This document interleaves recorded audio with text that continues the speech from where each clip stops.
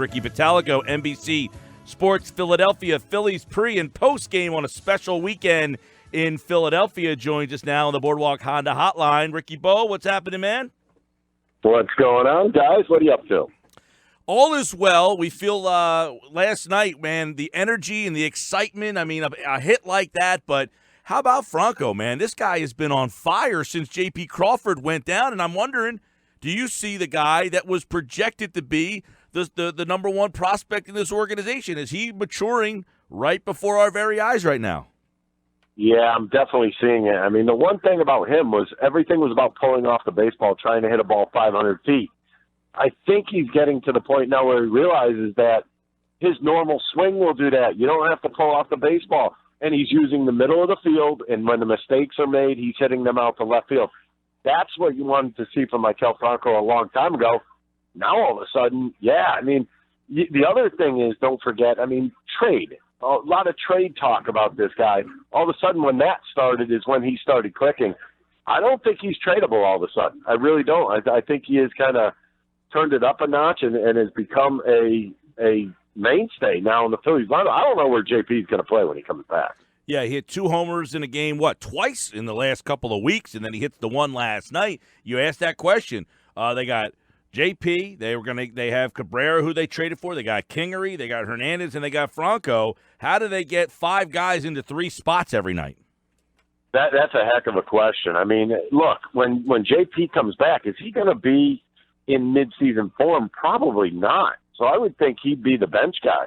I really do, and I think he'd be like a late-inning replacement. But on the other hand, you also have to look over at Scott Kingery and say, what do we really have here this early in his career? He just does not look 100% ready for the big leagues. I know he's fighting through it, and I think it's going to be fine in the long run. But this is one of those years for him that you really have to just take and say, all right, I learned from this. Now I have to move on. I got to make myself better.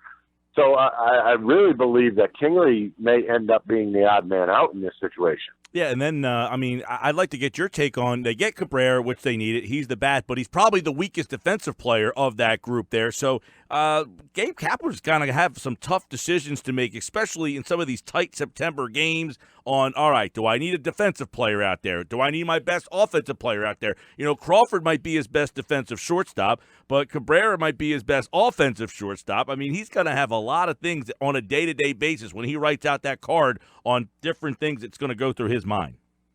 Well, he did say Cabrera is going to play 3 different positions. I mean, so that could mean just moving all over the place.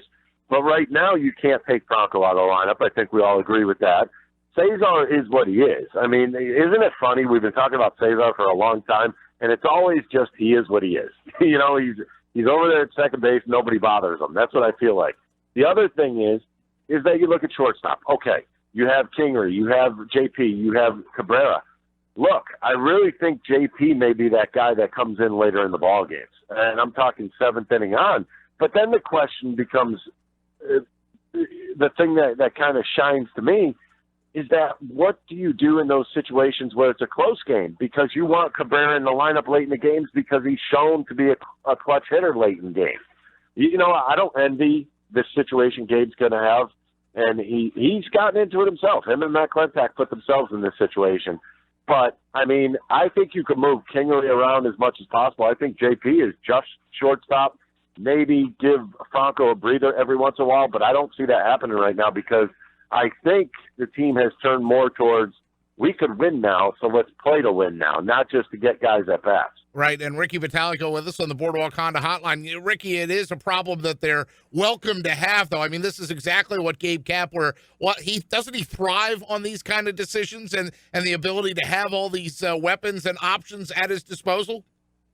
Yeah, but when you have too many, it gets a little confusing. I don't care who you are as a manager. This is not easy decisions every day. These are like sleep on it decisions and then say, all right, I'm going with my gut, or I'm going with what's on the computer. This is something that he's gonna have to live with day in and day out, and it's not going to be easy because what's going to happen is people like me are going to blast him for putting in Cabrera and he goes 0 for 4 against somebody. That's what's going to happen, and it's a bad situation for Gabe. It's a good situation for the team because you have so many different weapons or different types of player to go to. but it's just a situation that you really, I don't think you really wanted this, because now we're kind of going back to opening day where Kingery was moving all over the place, right, and it was kind of a word jumble to try to figure out the lineup. I think he's definitely gotten to the point where 1 through 5 in his lineup is pretty secure. After that, it's still a little questionable and iffy. But, that being said, he's going to have to find a happy medium to definitely get some players at bats in certain situations. And I think the games will dictate. I think first off, Asdrubal Cabrera will be playing. Okay, that's first off. If he starts slumping, then you switch it up. I don't know if JP even fits in the plans at this point during the season. Ricky, how about a guy, so we're singing the praises of Maikel Franco. How about a guy like Odubel Herrera gets picked off in a boneheaded move, had a rough night that night in Boston, was almost basically responsible for the loss in that game. Is he a guy that they can trust in the middle of a pennant race? I think you could trust him offensively. I think defensively, I've been saying it since he's come up, he does not get good jumps on the baseball. And on that ball at Fenway, you're taught as a little kid to turn and go to a spot, right? He was running with the baseball sideways. That's not what you want to do. You gotta go back. You got to make sure you know where that ball's going to land. And I thought it was just that was a huge play. That's a full game the Phillies lost on that night because of that. And to me, it's a little disturbing. And you watch Roman Quinn out there; he plays like he's a 20-year vet. Right. So there's, it's very questionable. If Roman Quinn continues to hit, who knows what's going to happen in that center field position? There may be some juggling out there also. Right, hit and the speed. I want to go back to J.P. Crawford real quick because, Ricky, this was a guy that was once the number one prospect in all of baseball. Would you call him a disappointment, or would you say, no, there's still some potential of him getting to that number one overall guy title? I think there's still potential. I mean, when you watch him play, he does a lot of little things right? And I mean, he's showing that he can hit a little bit. You put those two things together, that's what you're talking about. You're talking about you want a guy that could not necessarily live up to a number one, because I don't believe in that. How many guys actually do that? It's such a high expectation. But to live up to being a big league ball player and being above average big league ball player, I think he could do it in the long run. I mean, as long as injuries stay out of the way, I'll say. All right, Ricky Bowe's with us here, NBC Sports Philadelphia. I'm sure we'll be having some special stuff for the 08 team all weekend long. And one thing I would ask you about, those 08 teams, 09, 10, they were known for pitching. You had Halladay, later on Lee, of course, Hamels. I mean, that team was known for their pitching. This team here, you got Nola at the top, Jake Arrieta. Has he kind of calmed everybody down? He had the one bad month of June that I think everybody still kind of remembers. But you take June out, Ricky, he's 9-2 with an ERA about 2.40. Is he re-put himself back as a top of the rotation guy? I think he did in Boston. That is a really good lineup he faced. And quite frankly, I thought he did a few things differently. He usually relies on the cutter and a sinker. I thought he was changing speeds a lot more against the Red Sox. He was trying to keep them off balance. He had a pretty good thought process, which tells me that he could pitch two different ways. And, sometimes you want to get guys leaning and moving off the plate, which is what the cutter and sinker do. Other days you want to get them leaning forward, which is what your changeup does and what you do spotting your pitches. So, I mean, to me, I liked what I've seen his last couple starts. I have a feeling he may have turned the corner in a positive direction. So I think it does give you a pretty good 1-2 punch.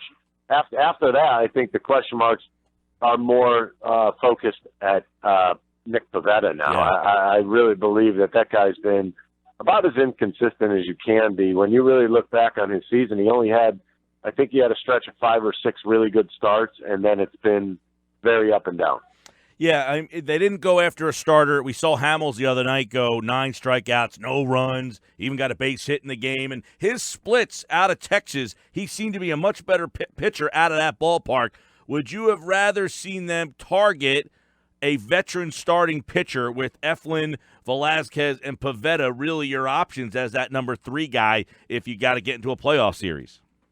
Well, obviously, you'd rather see Jay Happ or Cole Hamels in that number 3 spot. There's no doubt about it. But, I think the Phillies are really on the way. They were really looking to J Happ, and they didn't get that job done, and it was too late to go after Hamels at that point. But yeah, I mean, come on, Cole Hamels has been there, done that. He's one of those guys that has a proven track record, and yeah, he stunk in Texas at that ballpark. And let me put it this way: that ballpark is not fun to pitch in, especially in the summer. If they were to still get, you can still get a guy in August. The Phillies have been notorious for that during their World Series runs. They got guys in August. They've done it in the past. Which of those three guys do you think fits the best in the bullpen if somebody had to get bumped? You know what? I don't think any of them really, quote unquote, fit in the bullpen. I know people say, "Oh, it'll stock the bullpen." What it does is give you a long guy and maybe an inning guy like Jake Thompson was doing at times this season. I really don't believe that the Phillies really want to do that. If they're forced to do it, then fine. I think Vinny Velasquez would be the best out there, but he's pitching a lot better right now. So I would not. You know what? You don't mess with success, and I think he's throwing the ball extremely well. I think you stay away from that. So I guess the only guy that you would really think of moving is Pivetta at this point. Hey, Ricky, how about the way Kapler is using the bullpen now? I mean, we know where he started at the beginning of the season. Do you think that he's adapted enough on the way that he uses his bullpen? It's definitely gotten better. I will tell you that much. It's definitely gotten to the point where he's figured out that you have to, not necessarily full roles, but I will say there's some definition now out there in the bullpen. You expect certain guys to be in certain innings. You have your workhorse, who is now Tommy Hunter, who's starting to throw the ball better, just in the nick of time, might I add. You have Neshek, who you could use once every other day, which I think is sad, but that's how it is. and I just think that's the way things are going to go now. I think, you know, if you want to win, you use certain guys, and we're starting to see that, you know, in the games that are tight, we're seeing Neshek, we're seeing Hunter, and we're seeing Dominguez close out. And I think that's really what you want right now. Yeah, Hunter's been a guy I know that, at least for me, I cringe sometimes when he comes in, but it looks like he's starting to turn the corner a little bit. Would you agree? Well, I thought it was a simple fix. I thought it was just, you know, a downhill plane on the ball. This is a guy that's usually has a sinker cutter. You want to have a downhill plane. I think it was coming out very flat. And what I mean by that, if you're watching on TV, the ball's not going down. It's staying right where he lets it go. And to a hitter, wow, that's beautiful. That's a great dream that you're having at that point, because that ball's not going to move. If it does, it's just going to cut a little bit. You have to have a downhill play. Now, in the last, 3 or 4 outings that he's had, it's been a lot more downhill. I mean, he's a big guy. It's tough to get that everything going downhill, but I think he may have figured it out. Some great technical details of the game there from Ricky Bottalico, former Phillies closer. So you were a pitcher, Rick. They went out, they got a catcher in Ramos, who was an all-star. First off, do you like that move? And number two, as a pitcher, is it tough to adapt to a new catcher at this stage? How do you think the Phillies catchers have been handling the staff? Calling pitches, I think they've been fine. But, I mean, let's face it, sometimes they're using a skillet behind the plate. You can't waffle iron. You can't box balls. You can't miss. You got to get down on the ball in the dirt. There's just a lot of things fundamental things that these two guys have not done. I mean, and I'm not saying anything anybody hasn't seen, but I mean, I look back about a week and a half ago, Knapp throwing the ball to second base, and he threw it into center field when the batter walked. You know, it's basically baseball knowledge that they're failing on at times, and that's a little bothersome. You bring in Ramos, hey, you know what? You haven't paid anything for him right now. And what are you really going to pay for him? Probably not much. I know he's not going to be ready for another couple weeks, but in the long run, he's a good hitting catcher that could handle a pitching staff. He's an all-star, for crying out loud, and you paid nothing for him. Right. Yeah, and I mean, 297, he's got the best average on the team when he walks in here, and Cabrera has the most dingers on the team coming in here. So realistically, it almost seems, Ricky, that they got their cake and eat it too, because they didn't give up anything really to get either of these guys, and they bettered the current club. Yeah, they definitely did. I mean, you know what? Your whole point right now is to make this team better for the stretch run, right? Which is, you know, really the end of August until the end of September. Well, I think they've done that. Do I think they probably should have added a starting pitcher? Yes, and we all agree on that. Yep. But you know what? He did what he could without losing too much. Think about what they've lost. Nothing. Franklin, Kilome. Right. Come on. Yeah. No, I mean, they give up You one piece. You don't know what these guys are before they get to the big leagues. To give up one guy to get better on the current day, you got to give him a good job, give Klintek a good job there. But, August and September, you could probably attest to this. When those games are meaningful, that's a different feel for some of these guys who have never been there. Specifically, as you mentioned, you would have liked to see a starting pitcher, to see those three guys, Eflin, even Nola has not pitched in pennant games. It'll be interesting to see how the staff holds up over these last 2 hot months. I think they're going to be okay. I really, especially the top. I don't have any qualms right now about Arrieta or Nola. How could you? I guess the guys that I would be really – I don't think Vinny cares if it's a big game or a small game. I think he just goes out and just tries to pitch his game. So he doesn't really bother me. I think Pivetta would be the one that really stands out like a sore thumb right now. He pitched well last night. I want to ask you, the Phillies, they go to Boston. They give up, 2 runs in that series. The one's on the bonehead play. They went toe-to-toe with the Dodgers. They went toe-to-toe with the Yankees. So have you seen enough to say, you know what, we got to stop questioning this team. They are here for the long haul? Well, it's fine to question. The matter is that this team is pretty good. Or did the league come down to them? I think those are the questions you have to ask yourself.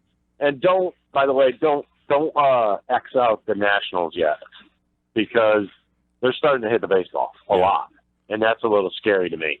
But you gave yourself a little bit of a cushion. Now you have to think about keeping that cushion. That's what it's all about right now.